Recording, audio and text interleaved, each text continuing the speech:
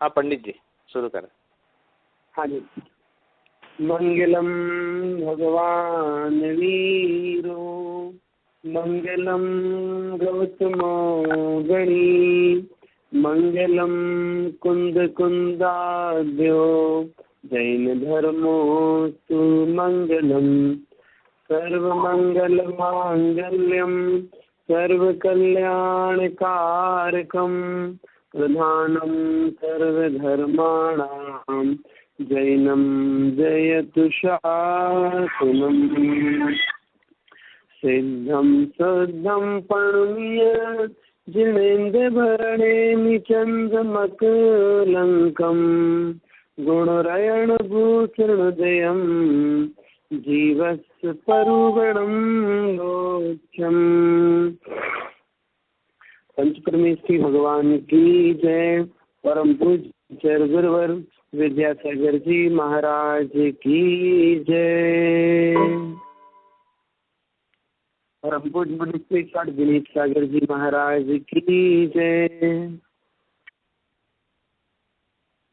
गुण स्थानों के प्रसंग में कल हम सभी लोगों ने सूक्ष्म सांपराय नामक 10वें गुण स्थान के विषय में जानकारी प्राप्त की थी। इसके माध्यम से बताया था कि वहाँ पर संजलन लोभ कषाय का उदय होता है और वह उदय इतना मंद है कि उसे सूक्ष्म कहते हैं।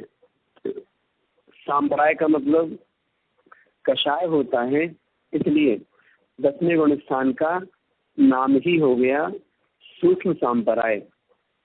यहाँ पर जो चारित्र है उसका नाम भी सूक्ष्म सांपराय चारित्र है।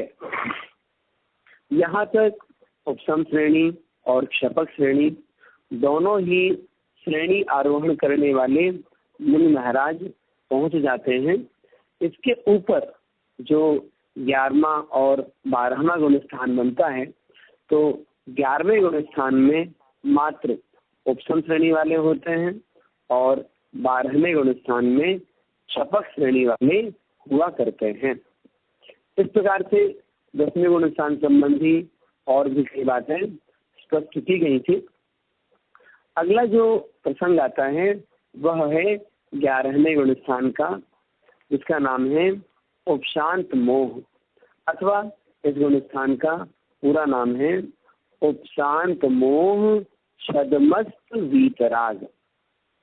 संपूर्ण मोहनी कर्म का उपशम हो जाने के कारण से उपशांत मोह है। ज्ञानावरणी दशनावरणी कर्म का उदय चल रहा है, इसलिए ये छदमस्त कहलाते हैं। और वीतराग भाव आ ही गया है। क्यों आ गया है? क्योंकि संपूर्ण मोह का उपशम हुआ है, इसलिए उपशांत मोह छदमस्त वीतराग, ये 11वां गुण स्थान। कल इसकी बात प्रारंभ की गई थी। हम विचार कर सकते हैं कि कोई जीव संसार में रह करके परिणामों की विशुद्धि बनाता हुआ कहाँ तक जा सकता है, किस गुण स्थान तक जा सकता है जहाँ जाकर के उसे लौटना पड़ जाए, जहाँ जाकर के पुनः वह जीव संसार में कुछ कम अर्ध पुद्गल परावर्तन काल तक सकता है, वह 11वां गुण स्थान है। मतलब विचार करने की बात है, जीव ने अपना कितना पुरुषार्थ लगाया, कितने परिणामों की विशुद्धि बनाई, मुनि व्रतों को धारण किया, तपस्या किया और संपूर्ण मोहनी कर्म का उपशम कर दिया। कहने का मतलब क्या कि 11वें गुण स्थान में पहुंचने पर साता वेदनीय कर्म के अलावा किसी भी कर्म का बंध वहां पर नहीं होता, किसी कर्म का आश्रय वहां पर नहीं होता, मात्र साता वेदनी का आश्रय होता है। जिस जीव ने 119 कर्मों का जिस जीव ने 119 कर्मों का संवर कर लिया हो और 11वें गुण स्थान में अंतर मुहूर्त काल तक रह किया हो, ऐसा वह जीव वहां से गिर करके नीचे गुण स्थानों में आता हुआ हो सकता है मिथ्यात्व गुण स्थान तक पहुंच जाए और फिर वही विषय भोग, संसार के चक्कर और पर पदार्थों में आसक्ति, अहंकार, ममकार, इन सब से युक्त होकर के कुछ कम अर्ध बुद्गल परावर्तन काल तक संसार में भटक सकता है। ये सब जीव के संस्कारों का परिणाम है। इसलिए संस्कारों को दृढ़ करने की बात कही जाती है। उनके संस्कार अत्यंत दृढ़ हो जाते हैं, वे ऊपर जाकर के फिर कभी नीचे लौटते नहीं है। तो ऐसा जो 11वां गुण स्थान है, इसकी बात अपनी चल रही थी कि कोई एक जीव संसार में रहते हुए अपने संसार काल में कितने बार 11वें गुण स्थान को प्राप्त कर सकता है। तो अधिकतम 4 बार तक 11वें गुण स्थान को प्राप्त हो सकता है और प्राप्त ना हो तो एक भी बार प्राप्त ना करे, ये भी संभव है।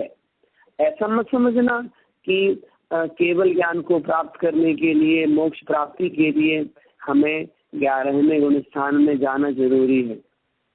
कोई जरूरी नहीं है जाना। कोई छपक श्रेणी आरोहण करके सीधे 10वें से 12वें में चला जाए, तो ऊपर पहुंच गया, मोक्ष हो गया उनको। तो 11वें गुण स्थान में कोई ना जाए तो ना जाए, जाए तो कम से कम एक बार, जाए तो अधिकतम 4 बार तक जा सकते हैं, इससे ज्यादा नहीं। कहते हैं जो 4 बार उपसम श्रेणी आरोहण कर लेता है वह जीव 132 सागर के अंदर नियम से मोक्ष प्राप्त कर ही लेता है। ये उसका नियम है। लेकिन एक बार उपसम श्रेणी आरोहण करके नीचे गिर गया और नीचे गिरते हो सकता पहले गुण स्थान तक आ गया, तो ऐसे जीव का संसार बहुत ज्यादा हो सकता है।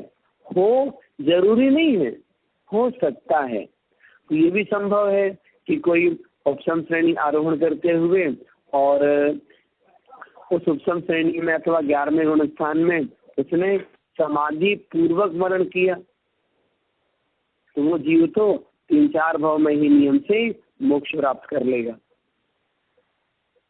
तो कई प्रकार से ये इन सब बातों का प्रसंग हमारे सामने आता है। केवल अपने दिमाग में रखिएगा कि जितना जितना मोह कम होता जाए उतनी उतनी दृढ़ता अंदर में बनी रहे, तो जीव फिर गुण स्थानों में नीचे नहीं गिरता।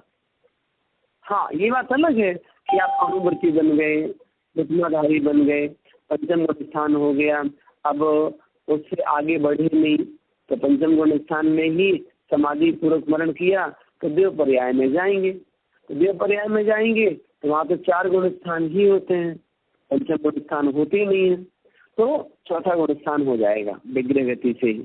वो अलग प्रसंग है। लेकिन यदि हमने संस्कार दृढ़ बनाए और जो त्याग कर दिया, जो छोड़ दिया, उसके प्रति ममत्व भी छूट गया, मिथ्यात्व छोड़ दिया, अनंतानुबंधी छोड़ दी, तो अपने हृदय में मिथ्यात्व और अनंतानुबंधी के संस्कार अब हम पनपने नहीं देंगे। ऐसा दृढ़ विश्वास, दृढ़ आस्था जिसके अंतरंग की बन जाती है, वो चौथे गुण स्थान से नीचे नहीं गिरता, फिर वो मिथ्यात्व में नहीं जाता। और सम्मिक्त प्राप्त होने के बाद, व्रत धारण करने के बाद में यदि मिथ्यात्व के संस्कारों में कभी आ गए, उसकी चपेट में आ गए, तो सम्यक दर्शन को नष्ट होते देर नहीं लगती है। तो 11वें गुण स्थान तक पहुंचने के बाद में यह जीव नियम से नीचे गिरता ही गिरता है। कोई आपसे प्रश्न करे वे गुण स्थान कौन से हैं जिन गुण स्थानों से जीव नियम से नीचे गिरता है? तो 14 गुण स्थानों में ऐसे 2 गुण स्थान हैं जिससे जीव नियम से नीचे गिरता है। एक पहला गुण स्थान है और एक दूसरा गुण स्थान है। दूसरे गुण स्थान वाला भी नियम से पहले गुण स्थान में आएगा, 11वें गुण स्थान वाला भी नियम से नीचे गिरेगा। तो 11वें गुण स्थान से गिरने के कितने कारण हैं? गिरने के 2 कारण हैं। एक है भव क्षय, दूसरा है काल क्षय। ये कारण जो है 11वें गुण स्थान में लागू होता है। कौन सा? भव क्षय और काल क्षय का। और गुण स्थान की चर्चा नीचे की वो आपको विषय और स्पष्ट करेंगे। तो भव क्षय अर्थात कोई जीव 11वें गुण स्थान तक पहुंच गया और वहां पहुंचते ही उसकी आयु पूरी हो गई तो मरण हो जाएगा। मरण कहाँ हुआ? 11वें गुण स्थान में। और मरण होते ही कहाँ गया? विग्रह गति। तो विग्रह गति में 4था गुण स्थान हो जाएगा और वह जीव नियम से स्वधर्म आदि स्वर्ग से लेके सर्वार सिद्धि विमान पर्यंत कहीं भी जन्म ले सकता है।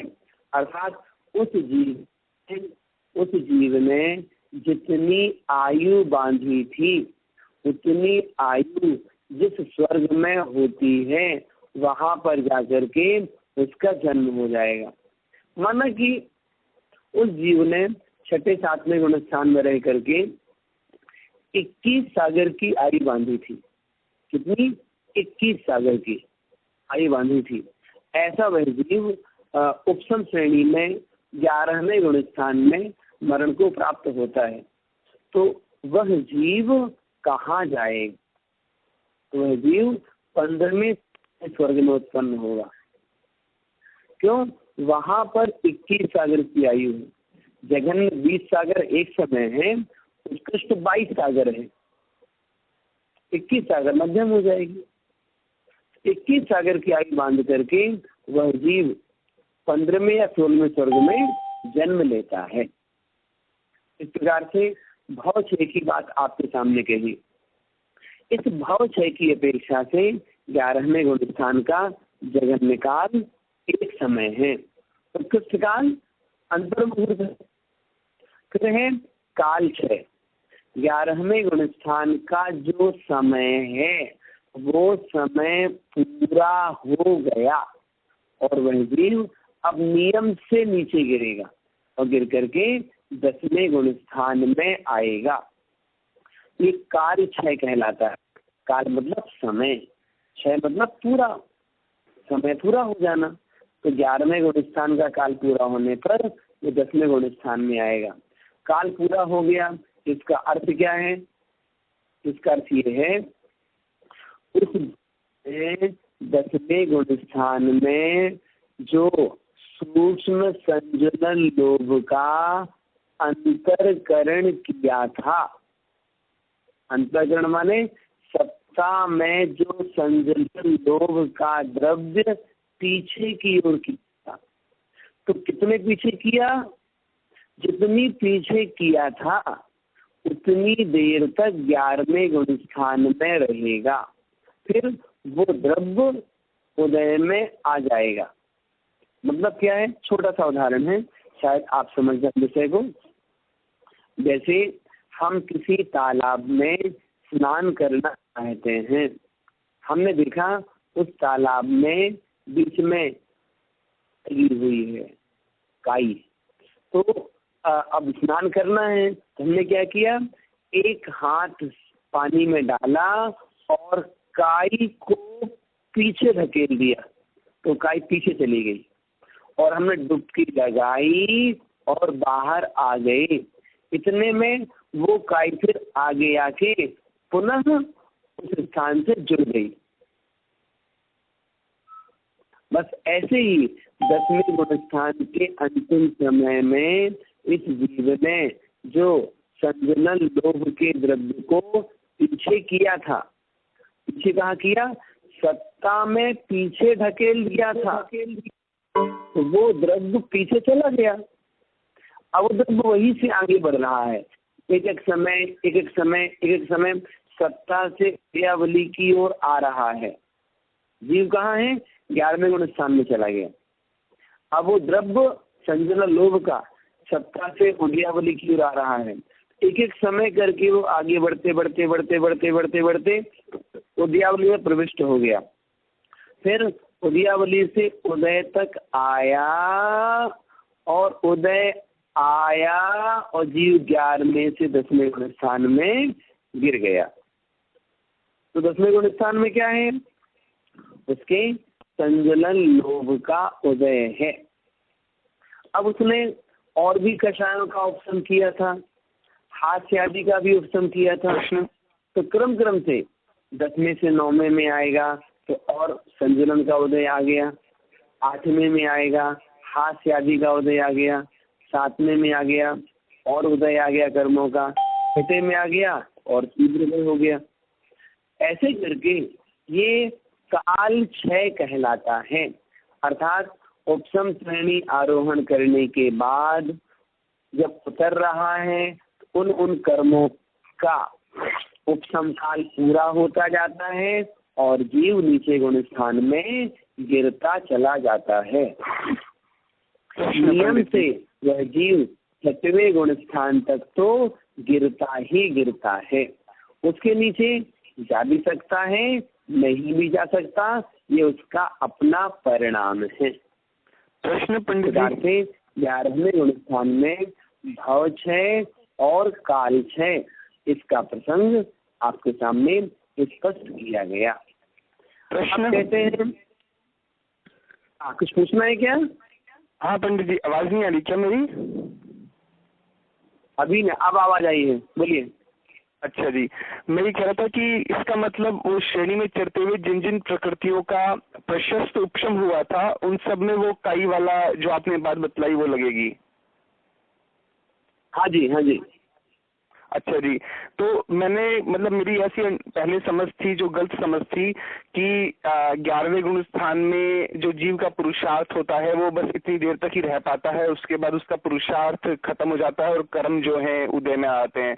तो इसका कारण पुरुषार्थ के ऊपर डिपेंडेंट नहीं है, ये तो पूरे काल की बात है कि उसने पहले पुरुषार्थ इतना कर लिया कि वो प्रकृतियां सत्ता में इतना जो है ढकेल दिया, जितनी ढकेल दी अब वो वापस उदय में आ जाएंगी, तो उसका जो है काल के ऊपर ही पूरा डिपेंडेंट है। अब कब से फिर 10वां गुण स्थान आएगा, पुरुषार्थ का कोई मतलब नहीं है यहाँ पर 11वें में। फिर वहां नीचे गिरने में उसका पुरुषार्थ का मतलब नहीं है ना।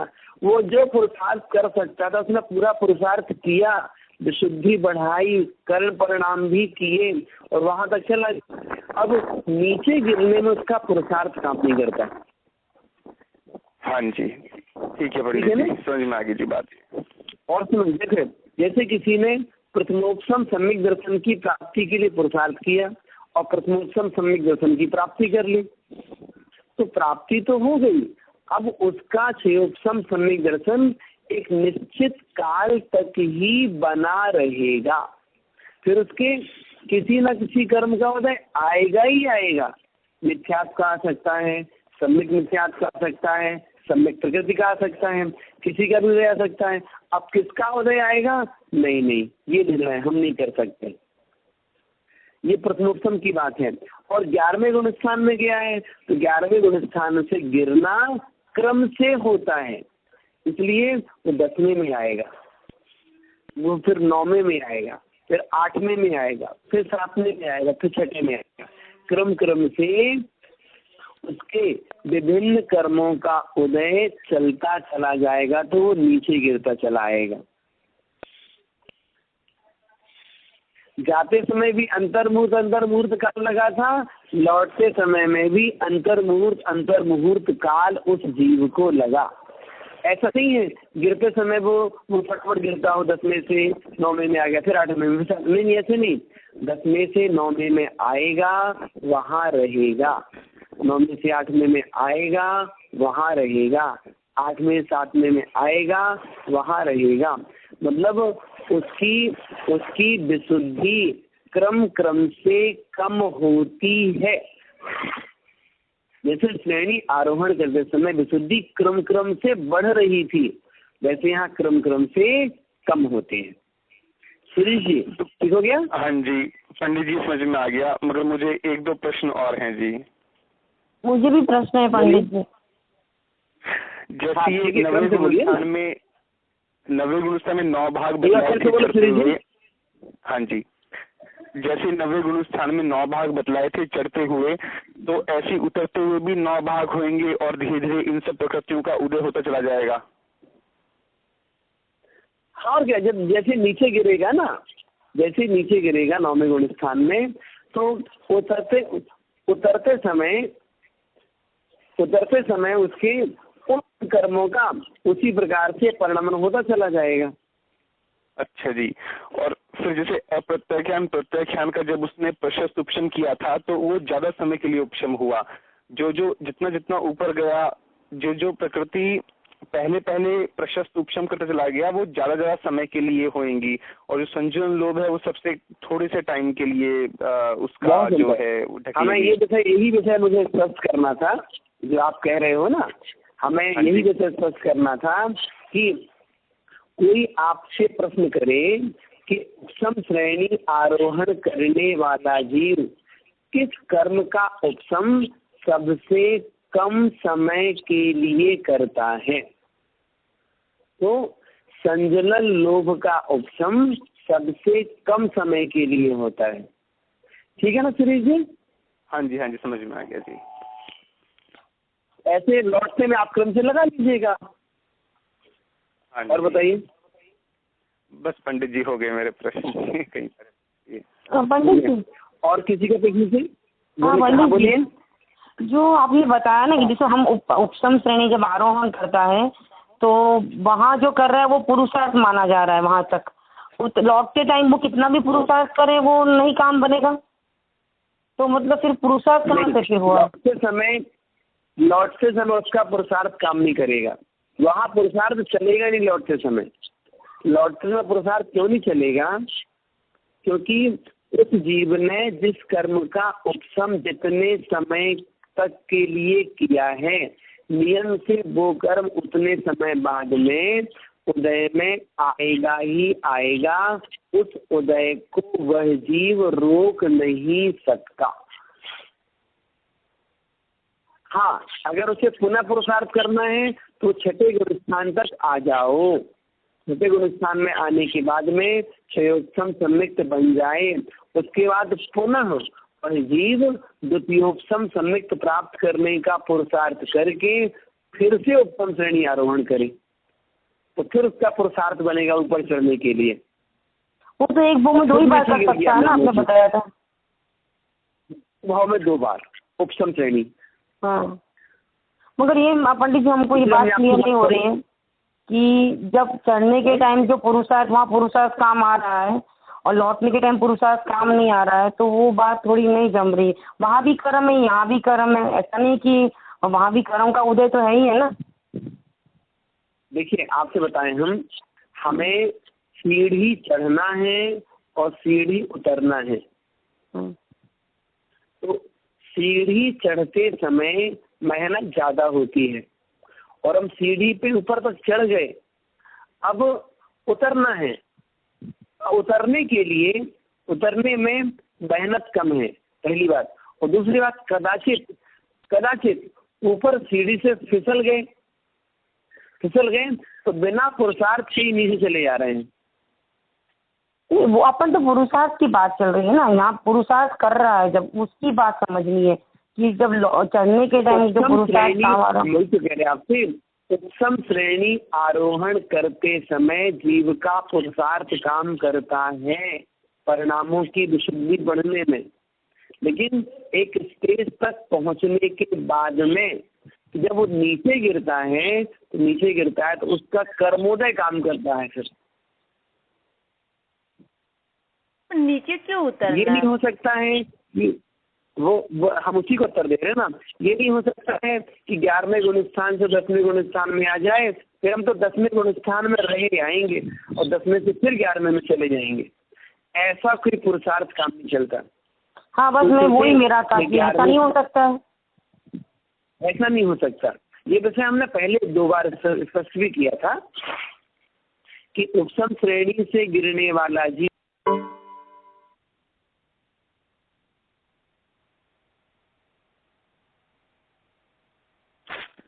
कट हो गया क्या?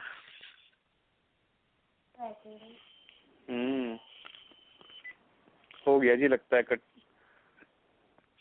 तो भाई साहब डिस्कनेक्ट हुआ है या पंडित जी का डिस्कनेक्ट हुआ है? हिमांशु जी ने लगाया था आज। वो ऐसा क्या? हिमांशु जी को कॉल करके देखें। मैं कॉल करता हूँ सर फोन पे हिमांशु जी को। तू बंद कर दे अपना।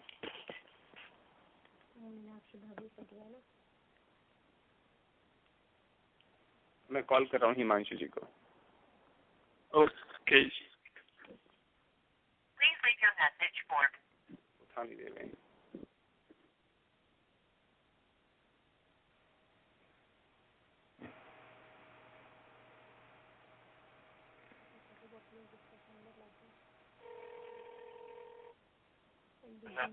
हाँ पंडित जी का डिस्कनेक्ट हो गया। अच्छा ओके चलो कर रहे हैं। हिमांशु जी कनेक्ट कर रहे हैं। हाँ जी।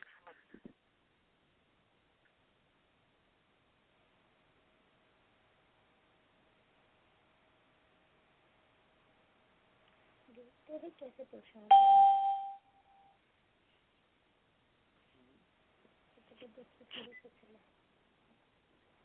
जबरदस्ती चलो तो पुरुषार्थ है। जब गिर रहे हैं, गिरते हुए फिर से पुरुषार्थ करके वापस चढ़ सकता क्या वो? जो मैं पूछी थी जो बीच में दोबारा नहीं चलता। आप पूछिए, अच्छा प्रश्न है ये। पूछते रही या तो टाइम इतना कम है कि मतलब वो पुरुषार्थ ही नहीं कर पाते।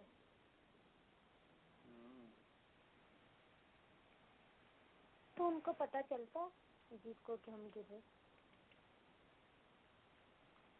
जीव को उसके परिणाम उस हिसाब से कम ज्यादा हो जाएंगे, मगर उसे पता ही नहीं पता। तो जीव भी पता पड़ेगा, पता नहीं वो अनुभूति स्वागम होती है जीव के लिए।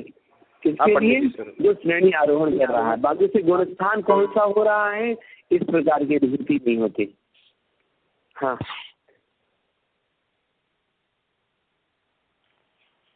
हाँ पंडित जी शुरू करें। हाँ शुरू करें पंडित जी। मुझे है ना मतलब आपका जो प्रश्न था, आप बोलो मीनाक्षी भाभी। नहीं आप बोलिए। मुझे वो या तो फिर मुझे पुरुषार्थ क्या है वो समझ में नहीं आ रहा है, क्योंकि देखो चढ़ने के टाइम जो पुरुषार्थ काम आ रहा है वो लौटे टाइम क्यों नहीं आ सकता? फिर अगर पुरुषार्थ काम करता है जब, तो भी दोनों टाइम काम करने चाहिए। देखिए हर चीज के लिए अलग अलग व्यवस्थाएं होती हैं। कई बार हम कहते हैं हमने अपने पुरुषार्थ के बल पर ऐसा काम किया। कई बार हम कर्म पर आरोप लगाते हैं कि हमारे कर्म ऐसे थे इसलिए ऐसा हो गया। दोनों चीज बोली जाती है। हम एकांत से कर्म पर आरोप नहीं लगाते, एकांत से अपने पुरुषार्थ पर भी हम आरोप नहीं लगाते हैं। दोनों की व्यवस्थाओं के आधार पे काम होता है। जब जीव श्रेणी आरोहण करता है अर्थात ऊपर की ओर जाता है, उसके परिणाम विशुद्धि काम करती है और क्रम से 8वें 9वें 10वें 11वें तक चला जाता है। अब 11वें गुण स्थान से उसे नियम से नीचे गिरना है। तो नीचे गिरना है जिस कर्म का उपशम करके 11वें गुण स्थान में पहुंचा था उस कर्म का उदय नियम से आएगा ही आएगा। कितनी देर में आएगा? बस थोड़ी देर में आ जाएगा। जैसे ही उस कर्म का उदय आएगा उसे नीचे गिरना ही पड़ेगा। तो 11वें से 10वें में आ जाएगा। वो फिर 10वें में सोचे कि मैं रुका रहूं, मैं फिर से 11वें में चला जाऊं, ये पुरुषार्थ उसका नहीं चलेगा। क्यों? 10वें में आने के बाद में उस जीव ने जो अप्रत्याख्यान वर्ण प्रत्याख्यान इनका अनुदय किया था। संजलन क्रोध मतलब इनका उपशम किया था अनुदय से, और संजलन क्रोध मान माया इसका जो उस जीव ने उपशम किया था उसका उदय आएगा। तो 10वें गुण स्थान में जैसे इन 3 कथाएं में से किसी का उदय आएगा वो 10वें से 9वें गुण स्थान में गिर जाएगा। या तो फिर ऐसा हो सकता है इसके बाद उदय में आएगा ही कर्म वो। बोलिए। या तो फिर ऐसा भी हो सकती है कि क्या कि उसका मतलब अभी काल लब्धि नहीं आई है तो इसलिए उपशम श्रेणी आरोहण कर रहा है वो। नहीं ऐसा नहीं, ये शब्द यहाँ पर यूज नहीं कर सकते अपन। इसकी काल लब्धि नहीं आई है, काल लब्धि का प्रसंग यहाँ पर है नहीं है। उसने कितना प्रचार किया, 11वें गुण स्थान में चला गया। अगर उसे कर्म का क्षय करना है तो 6, 7वें गुण स्थान में आकर के या तो वो छायिक सम्यक दृष्टि बने, अथवा छायिक सम्यक दृष्टि ऑलरेडी है, क्योंकि छायिक सम्यक दृष्टि भी उपशम श्रेणी आरोहण कर सकता है। तो 6, 7वें गुण स्थान में आकर के वह जीव पुनः पुरुषार्थ करके छपक श्रेणी आरोहण के योग्य विशुद्धि बना करके आगे बढ़े, तो वो कर्म का क्षय करता हुआ ऊपर जाएगा, और क्षय करता ऊपर जाएगा तो लौट करके नीचे नहीं आएगा। फिर वो जैसे उपशम सम्यक्त प्राप्त करते हैं, तो उपशम सम्यक्त प्राप्त करने के लिए हमारा पुरुषार्थ चलता है। ये उपशम सम्यक दर्शन का काल पूरा हो जाएगा, फिर हम कहेंगे मेरा उपशम सम्यक्त बना रहे, मैं पुरुषार्थ और कर लूंगा, तो वहां पुरुषार्थ नहीं चलेगा उसका। वहां पर तो उन 3 में से किसी कर्म का उदय आएगा ही आएगा। तो फिर ऐसा समझने का सकता है नहीं, तो फिर ऐसा समझने का कि ऐसा समझे फिर कि पुरुषार्थ तुम करते रहो, जब भी द्रव्य क्षेत्र काल भाव जब सारी अनुकूलता होगी तब कार्य बनेगा, ऐसा ये भी कह सकते हैं, ये भी कह सकते हैं। इसमें कहने में कोई बाधा है नहीं कि हमें तो हम अपना पुरुषार्थ करते रहना है और द्रव्य क्षेत्र काल भाव अनुकूल बनाते रहना है, और वो हमारा अनुकूल बनेगा, हमारी कार्य की सिद्धि होगी। देखो ये भी हो सकता है कि उपशम श्रेणी आरोहण करने वाला जो जीव है उसके पास में पहला संघनन ना हो, उसके पास में दूसरा अथवा तीसरा संघनन हो, तो दूसरे अथवा तीसरे संघनन के साथ में उपशम श्रेणी आरोहण कर सकते हैं और 11वें गुण स्थान तक जा सकते हैं। इससे ऊपर हम नहीं जा सकते। अभी आपको बताया जाएगा कि जो वज्र नाराज संघनन है और नाराज संघनन है, इसका उदय 11वें गुण स्थान तक होता है, इसके ऊपर नहीं होता। अगर शपथ श्रेणी आरोहण करनी है तो संघनन पहला होना चाहिए, पहला संघनन होगा तो शपथ श्रेणी आरोहण कर पाएंगे, नहीं तो नहीं कर पाएंगे। तो हो सकता है उसके द्रव्य की कमी हो, वो इसे मैंने बोला ना कि द्रव्य क्षेत्र काल भाव जब चारों चीज होगी तुम पुरुषार्थ करते रहो। आपकी बात को हम पुष्ट कर रहे हैं, इसीलिए ना देखो आपकी बात को पुष्ट कर रहे हैं। देखो द्रव्य क्षेत्र काल भाव में कहीं कमी रहेगी तो जीव का पुरुषार्थ उतना ही चल पाएगा, उससे ज्यादा नहीं चल पाएगा। और द्रव्य क्षेत्र काल भाव अनुकूल रहा और जीव ने पुरुषार्थ किया तो कार्य की सिद्धि पूर्णतः हो जाएगी। फिर भी इतना ध्यान रखिएगा, उपशम श्रेणी चढ़ने के बाद वो नियम से 6ठे गुण स्थान तक उतरता ही उतरता है। ऐसा नहीं कि बीच में फिर से चढ़ जाए वो काम नहीं होगा। ये 100% बात पक्की है। इस प्रकार से 11वें गुण स्थान को लेकर के ये विषय का स्पष्टीकरण किया गया। और फिर बात पूछने की विषय को आगे बढ़ाएं। हाँ जी, एक प्रश्न था जो हमारी पहले बात हुई ना संस्कारों के बारे में, कि ऐसे संस्कार बढ़ाने, दृढ़ संस्कार इतने बन जाए तो फिर वो जीव फिर आगे बढ़ता जाएगा। फिर वो संस्कार जो इसमें और जानना था कि किस तरह से संस्कार को दृढ़ बनाए जिससे विषय और कषाय में जीव है ना आसक्त ना हो जाए। ठीक है, हम संस्कारों को दृढ़ कैसे बनाएं? तो मनुष्य पर्याय में रहते हुए हम ये संस्कार बनाएं कि हमारा समाधि पूर्वक मरण होवे। समाधि पूर्वक मरण होवे, ये संस्कार बनाना दृढ़ संस्कार कहलाते हैं। मतलब अपने मानस पर, अपने माथे पे बिल्कुल स्पष्ट लिख के रखिएगा कि संस्कार क्या है। संस्कार मात्र एक संस्कार है, हमें मनुष्य पर्याय मिली है, मुझे समाधि पूर्वक मरण करना है। ये संस्कार हमें रोज दृढ़ करने पड़ेंगे। भगवान के दर्शन करते हैं, भगवान की पूजन करते हैं, चिन्माणी का स्वाध्याय करते हैं, माला फेरते हैं, जाप देते हैं, ध्यान करते हैं, आप सब कुछ करिए, लेकिन हर क्रिया के पीछे एक लक्ष्य बना के चलिए कि ये सारी क्रियाएं किस लिए कर रहा हूँ, इस भाव में मेरा समाधि पूर्वक मरण हो, इसलिए मैं काम कर रहा हूँ। ये हमारे दृढ़ संस्कार कहलाते हैं। मतलब क्या हुआ, मतलब ये सामायिक कर रहे हैं अथवा ध्यान कर रहे हैं, ध्यान करते करते करते करते करते अपने आप में इतने विलीन हो जाइए, बस मैं अकेला, शरीर भी मेरा नहीं, कर्म भी मेरे नहीं, बस मैं तो आत्म स्वरूप हूँ और मेरी एक एक श्वास न जा रही है, एक एक श्वास मेरी जा रही है, एक एक श्वास मेरी जा रही है, बस। और मैं अंतिम समय षडमोकार मंत्र बोलते हुए अपनी श्वास छोड़ता हूँ। ये चिंतन मनन समय समय पर हमेशा चलते रहना चाहिए। अनित्य भावना में जो पहली भावना है, 12 भावना में जो पहली भावना है वो अनित्य भावना है। तो अनित्य भावना का चिंतन यदि चलता रहेगा तो ये हमारे दृढ़ संस्कार बनेंगे और अनित्य भावना ही हमें धर्म भावना की ओर ले जाती है। पहली भावना अंतिम भावना दिलाती है। तो दृढ़ संस्कार क्या है, समाधि पूर्वक मरण हो, बस उसका चिंतन मनन करना, ये हमारे दृढ़ संस्कार कहलाते हैं। वो चिंतन मनन आप किसी भी रूप में करिए, वो चिंतन मनन चलेगा तो अहंकार ममकार अपने आप कम होगा, शरीर के प्रति आसक्ति अपने आप कम होगी, पंचेंद्रिय विषयों के प्रति आसक्ति अपने आप कम होगी, चेतन अचेतन परिग्रह के प्रति ममत्व भाव स्वयमेव कम होता चला जाएगा। हाँ जी,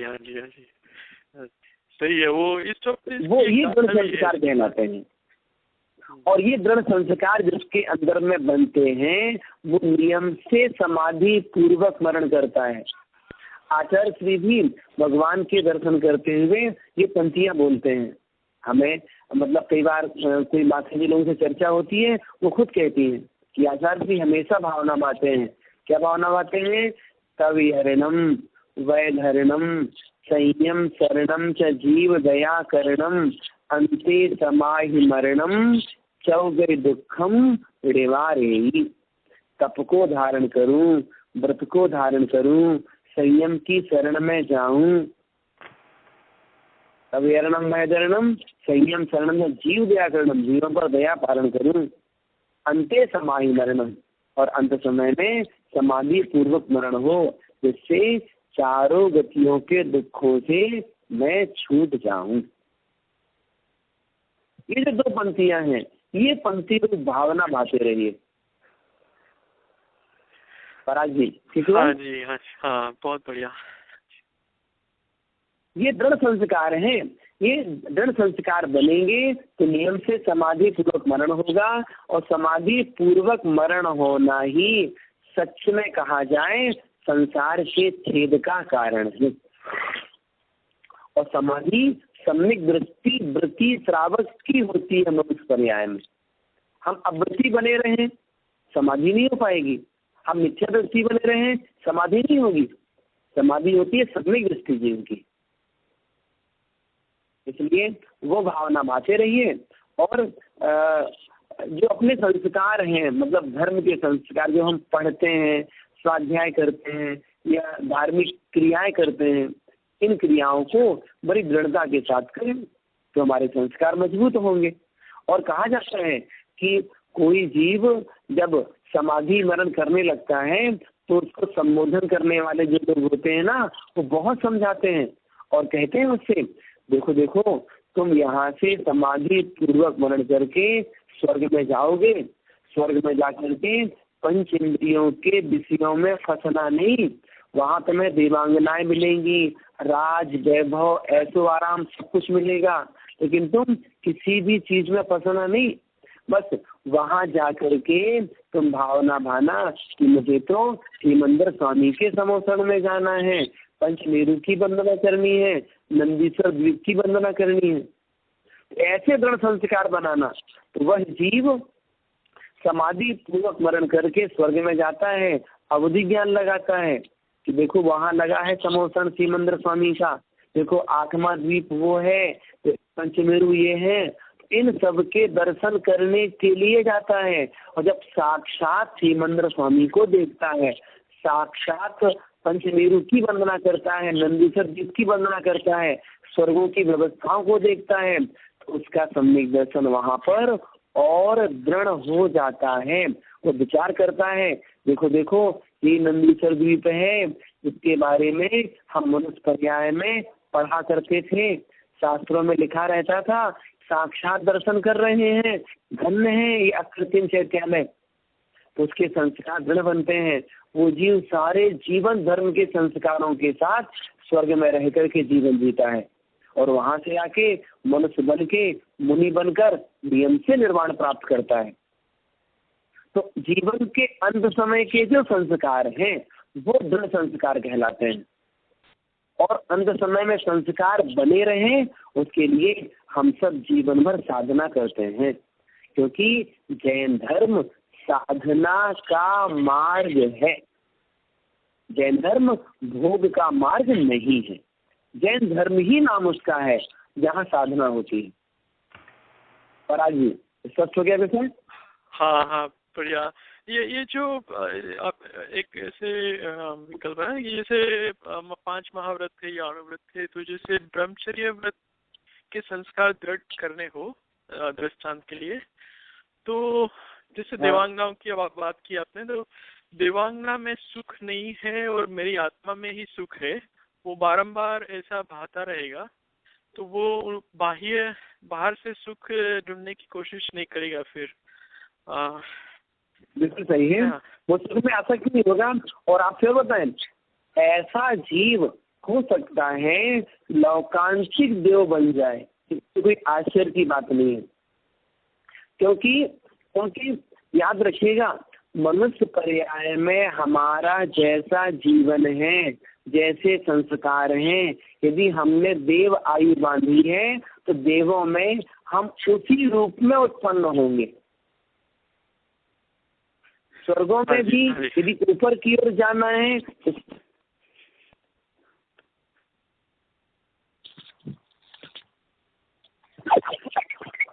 ब्रह्मचर्य के संस्कार जिस रूप में होते हैं स्वर्ग में उतनी ऊपर जाना होता है, क्योंकि स्पष्ट विषय है स्पर्श रूप शब्द मन प्रविचारा।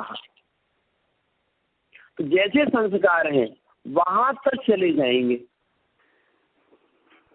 और जैसी लेशव सिद्धि है तो लेशव सिद्धि भी काम करती है, ब्रह्मचर्य के संस्कार भी काम करते हैं, और जो आयु बांधी है वो तो है ही है। हाँ जी, तो ये निरंतर साधना है, पूरे जीवन की साधना है ये, है ना? ब्रह्मचर्य तो इस संसार की सर्वोत्कृष्ट साधना है, इससे बड़ी संसार में दूसरी कोई साधना है ही नहीं, बताया आपसे।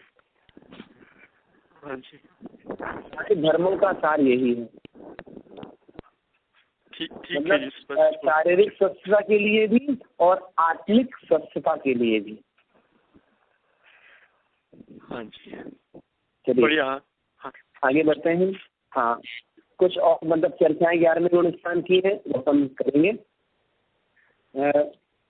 11वें गुण स्थान तक द्वितीयोपम सम्यक्त पाया जाता है, इससे ऊपर नहीं। फिर कहते हैं यथा ख्यात चारित्र 11वें गुण स्थान से ही प्रारंभ होता है। फिर बताते हैं पृथक वितर्क विचार नामक जो प्रथम शुक्ल ध्यान है वो 11वें गुण स्थान तक होता है। किन्हीं आचार्य की अपेक्षा, और कोई आचार्य 12वें गुण स्थान तक भी मानते हैं। एक विशेष विषय, कोई आपसे प्रश्न करे 11वें गुण स्थान में साता वेदनी का उदय है कि असाता वेदनी का उदय है? याद रखिए 11वें गुण स्थान से ईरियापथ आश्रम प्रारंभ हो जाता है, जो 11वें 12वें 13वें इन 3 गुण स्थानों में चलता है। ईरियापथ का मतलब क्या होता है? चलते रहना, इसका नाम है ईरियापथ, चलते रहना, ये ईरियापथ है। तो इन 3 गुण स्थानों में 11वें 12वें 13वें में ईरियापथ आश्रय है, अर्थात कर्म आते हैं चले जाते हैं, आते हैं चले जाते हैं, आते हैं चले जाते हैं। कौन सा कर्म आता है? मात्र साता वेदनी कर्म का द्रव्य आता है, और कोई कर्म वहां पर नहीं आते। तो जैसी जीव 11वें गुण स्थान में गया तो साता वेदनी कर्म का उदय निरंतर चलता रहता है। क्यों चलता रहता है? साता बांध रहे हैं, साता उदय में आ रही है, साता बांध रहे हैं, साता उदय में आ रही है। और सत्ता में जो कर्म रखे हैं, सत्ता में बहुत सारे कर्म हैं, लेकिन अभी बात चल रही है साता असाता की। सत्ता में साता भी रखी है, असाता भी रखी है। मनुष्य पर्याय में हर अंतर मुहूर्त बाद साता, फिर असाता, फिर साता, फिर असाता, फिर साता, फिर असाता, ऐसा क्रम चलता रहता है। तो 11वें गुण स्थान में एक अंतर मुहूर्त साता का उदय है, फिर एक अंतर मुहूर्त असाता का उदय है, फिर एक अंतर मुहूर्त साता का, फिर असाता का। तो 11वें गुण स्थान में ये क्रम चलता रहता है। तो क्या बहुत सारे अंतर मुहूर्त होते हैं क्या? नहीं नहीं, अंतर मुहूर्त तो 11वें गुण स्थान का एक ही अंतर मुहूर्त है, लेकिन साता असाता का उदय परिवर्तित हो सकता है। कहने का मतलब क्या? जिस समय साता का उदय चल रहा है तो साता का उदय ही है, जिस समय असाता का उदय चल रहा है उस समय साता और असाता दोनों का उदय चल रहा है। दोनों का मतलब जो साता बांध रहे हैं उसका उदय तो चल ही रहा है, और सत्ता स्थित असाता उसका उदय चल रहा। तो 11वां 12वां 13वां ये गुण स्थान ऐसे हैं, यहाँ कभी तो साता का उदय है, फिर कभी साता और असाता दोनों का उदय है। तो ये रूटीन 11वें गुण स्थान में चलता रहता है। फिर क्या बोलते हैं, जो हम साता बांध रहे हैं 11वें गुण स्थान में और उदय चल रहा है, उस बंधी हुई साता जो अभी बांध रहे हैं उस साता का अनुभाग कैसे बनता है? उसका शायद वहां पर है ही नहीं है। तो कल आपको बताया था ना 10वें गुण स्थान के अंतिम समय में साता वेदनी कर्म का उत्कृष्ट अनुभाग बंध होता है। और याद रखिएगा, मिथ्या दृष्टि जीव जो साता का जघन अनुभाग बांधता है उससे भी अनंत गुना हीन अनुभाग 11वें 12वें 13वें गुण स्थान में साता वेदनीय का बंधता है। तो जो साता बांध रहे हैं और उदय में आ रही है उसका अनुभाग तो बहुत कम है, और जो सत्ता में रखी साता आती है उसका अनुभाग बहुत ज्यादा है। ऐसे करके 11वें गुण स्थान में कभी साता का उदय है तो कभी साता असाता दोनों का उदय चलता है। इस प्रकार दोनों व्यवस्थाएं अपने ध्यान में रखिएगा, और फिर वो जीव नियम से गिरेगा ही गिरेगा। तो क्या कह रहे थे, 11वें गुण स्थान में कोई एक जीव एक भाव में कितने बार जा सकता है? 2 बार। संसार काल में कितने बार जा सकता है? तो 4 बार, इससे ज्यादा नहीं जाता है। तो कहते हैं 11वें गुण स्थान से कितने मार्ग हैं? 11वें गुण स्थान से 2 मार्ग हैं। कौन कौन से हैं? 11वें से 10वां, 11वें से 4था। 11वें गुण स्थान में कौन जाता है? तो मात्र 10वें गुण स्थान वर्ती जीव ही 11वें गुण स्थान में जाता है। 11वें गुण स्थान में किसी कर्म की उदय विच्छुत्ति होती है क्या? नहीं। बंध विच्छुत्ति होती है क्या? नहीं। सत्य विच्छुत्ति होती है क्या? नहीं। क्यों? 11वें से उसको ऊपर जाना ही नहीं है, तो बंध उदय सत्य विच्छुत्ति का प्रश्न ही नहीं उठता, नीचे गिरना है उसको। इस प्रकार 11वें गुण स्थान में लेस्या कौन सी होती है? एक शुक्ल लेस्या होती है। अब देखो, एक चर्चा और अंतिम छोटी सी बात है, वो पूरी कर लें। आपने सुना होगा 10 करण। तो 10 करण में एक होता है उपसम करण। उपसम भाव अलग है और उपसम करण अलग है। एक होता है निधत्ती करण, एक होता है निकाचित करण।